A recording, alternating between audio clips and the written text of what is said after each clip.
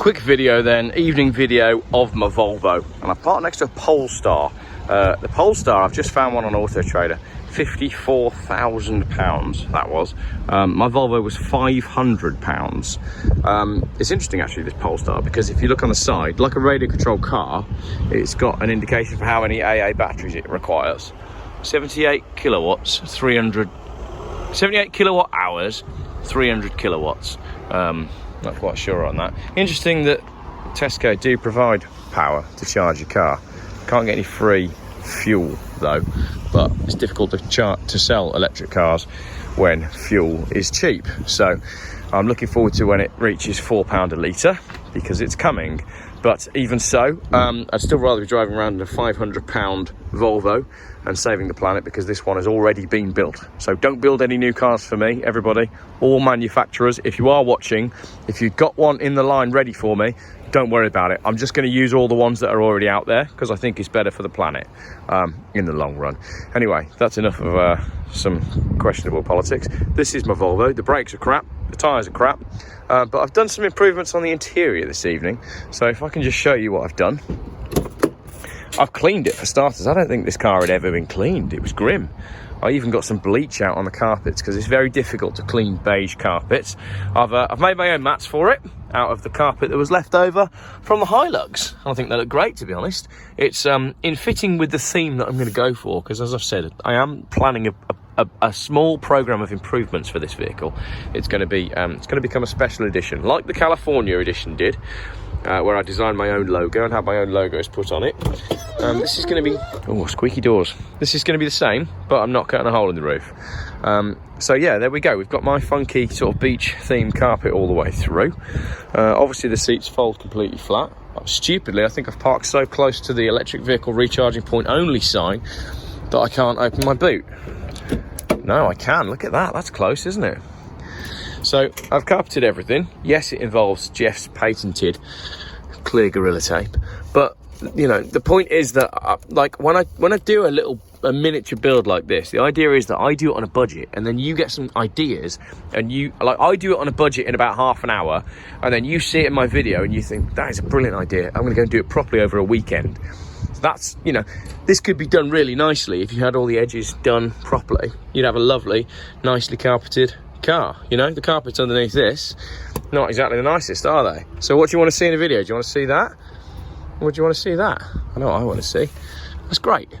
You know, it's cost, I mean, it was 79 quid for the carpet, and I've done 2 cars with it. So really, no complaining at all.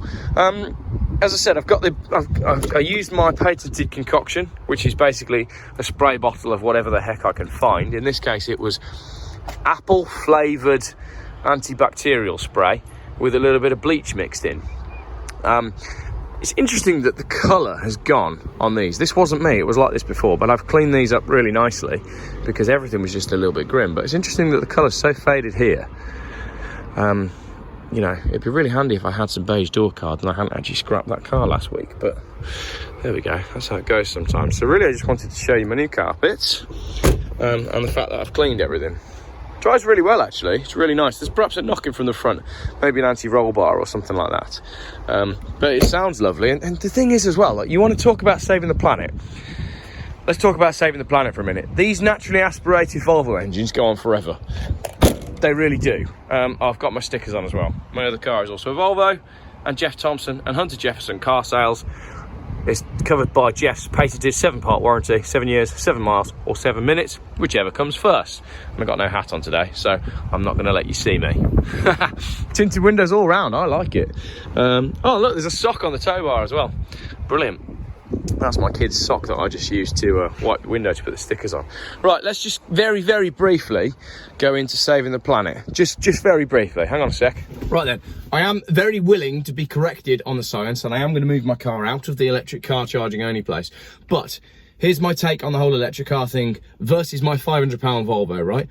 I've literally spent a couple of hours cleaning this car up, and now it's nice and it's ready to be used as a family vehicle. It'll do 35 to the gallon because it's a 2.5 naturally aspirated car, and it's done 189,000 miles. So this car has been on the road for 189,000 miles, and it will do many more, okay? Particularly the naturally aspirated engines. they're pretty bomb-proof. They do tend to last. You know, my race car was high mileage, and that engine just felt like it was going to go on forever. So I paid £500 for this Volvo. It's got some service history with it, and it needs an MOT. For the MOT, it's going to need some basic stuff that cars generally need. It's going to need tyres. It's going to need the alignment looking at. It's going to probably need a drop link or an anti-roll bar, and it's going to need some brakes doing. And then I'm going to be sweet for another year.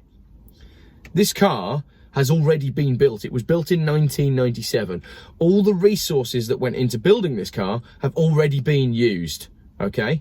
And it's been used for 189,000 miles. Now, when I've looked at the maths and I've read reports on this before, it seems to me like with modern electric cars, they need to do, and I'm not going to get the figures correct, but I'm going to try, they need to do something like 30 to 50,000 miles before the amount that comes out of the exhaust pipe that is saved has justified the resources that are consumed in building the cars, okay? Most of these reports that we're seeing are talking predominantly about carbon output, right? There's a whole lot more to making a car than carbon output. My view, and Mrs. Geoff's view that she came up with the other day, was just, why do they need to make new cars? And she's right. Essentially, she's right. If you want to save the planet, what you need to do is you need to turn around and say, right guys, no more cars. We're not making any new ones. Okay? Just look after what you've got. Shut down everything. Supply chain, factories, natural resource mining. Shut down the lot. Just stop. Just stop producing new cars. There is no need. The myth of making new cars to replace the old cars, it doesn't work on the timeline. That'll be on a lease deal. Someone will be leasing that Polestar on a 3-year deal. They'll get rid of it when it's done 25,000 miles. At which point it'll then go into the second-hand car trade, and the person that leased it brand new will go and get another one. So, let's say I bought this car brand new in 1997, did 189,000 miles in it, right? That's what, let's round it up, that's 30 years. So if you lease a brand new car every 3 years, that means you'll go through 10 cars in the time that I keep this car on the road. And there are people out there that do that. They buy one car and they just keep it.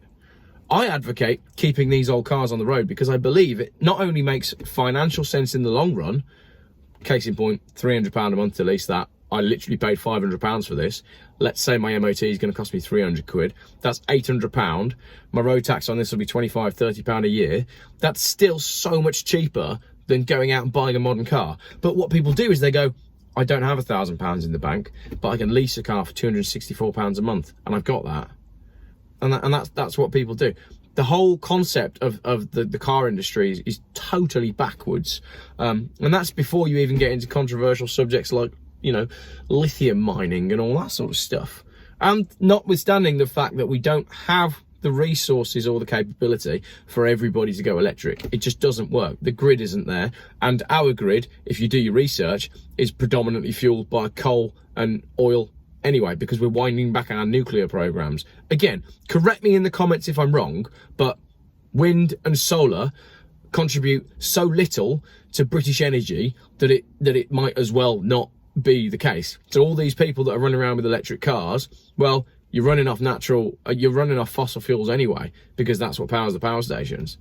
And then what do we do when everybody is plugging their cars in at night and consuming? It doesn't work. We don't have it just doesn't work. Unless you're a sort of crazy tinfoil hat wearing conspiracy theorist that believes that the actual plan is to get everybody into electric cars and away from internal combustion engines so that they can monitor when and where you use your vehicles.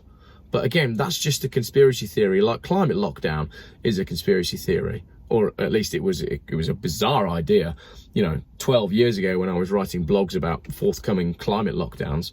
And now we're sort of stood on the precipice of everybody taking away our car keys.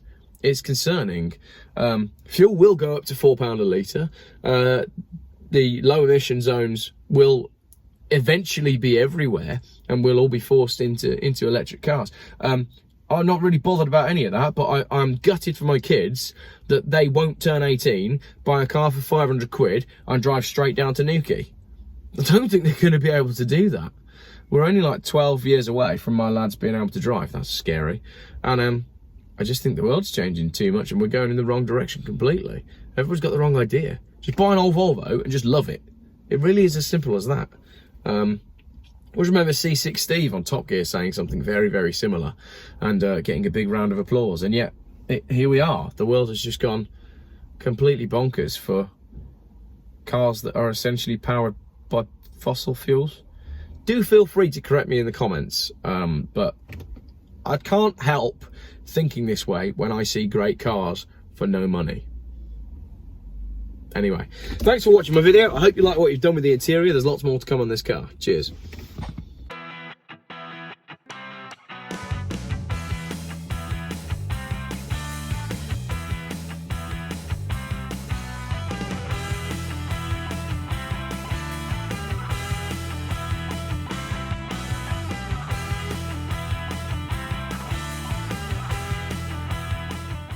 Geoff buys cars. Still YouTube's most boring car channel.